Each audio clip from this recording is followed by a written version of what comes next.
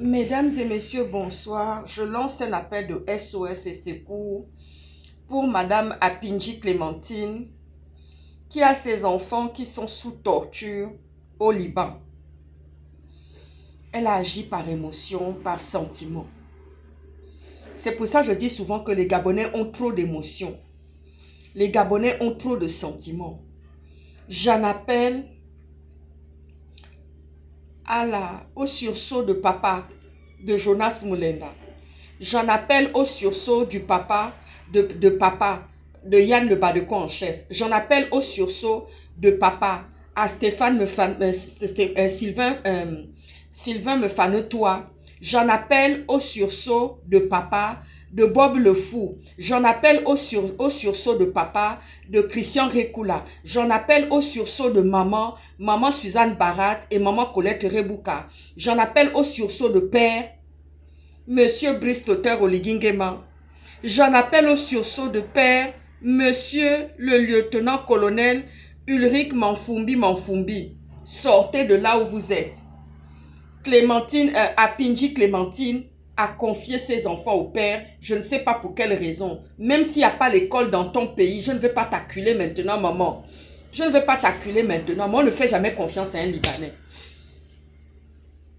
Les enfants sont dans quelle situation au Liban? Un pays en guerre. Un pays qui n'a jamais respecté. Ah, bro. Bro. Je parle au papa de mes enfants. Bro, il faut sortir. Bro, il faut sortir. Voilà une situation d'urgence. J'aimerais que les instances gabonaises commencent à sortir. Parce que moi, je sors maintenant les avocats. Je vais sortir les avocats pour Clémentine. Apinji Clémentine. Je vais sortir les avocats. Monsieur le président Brice Toter Oligingema, c'est un appel au secours. Il faut sortir. Parce que moi, je vais aller déranger le papa de mes enfants pour lui demander de sortir. Parce que c'est une maman. Parce que je suis une maman. C'est la raison de maman. Jonas, n'abandonne pas le combat. Faut pas te fatiguer. Si tu veux prendre un peu des petits moments de vacances, de repos comme ça, mais n'abandonne pas. Tu as perdu beaucoup. Tu as sacrifié beaucoup. Monsieur Oligui, Apinji Clémentine, était marié pendant 18 ans. C'est un Pierre, c'est un guet-apens. Les Phéniciens, on les appelait dans l'ancien temps les Phéniciens. Quand les Phéniciens viennent, vous savez pourquoi j'ai déposé un dossier? J'avais pris un dossier de Libanais. J'avais pris des dossiers de Libanais. J'ai dit au papa de mes enfants, net, stop. Stop. Surtout quand j'ai commencé à voir la façon dont ils se comportent avec nous. Ils n'ont jamais été sincères avec nous. Ils viennent pour réussir. Ils ne nous aiment pas. Ils sont esclavagistes, les Phéniciens. J'ai pas envie de tout parler. Jonas Mulenda, Yann Le Badeko en chef, Christian Rekula, sortez, pardon. Allez-y faire tout pour qu'on sorte les enfants de la femme là. Les enfants là souffrent comment? Pourquoi?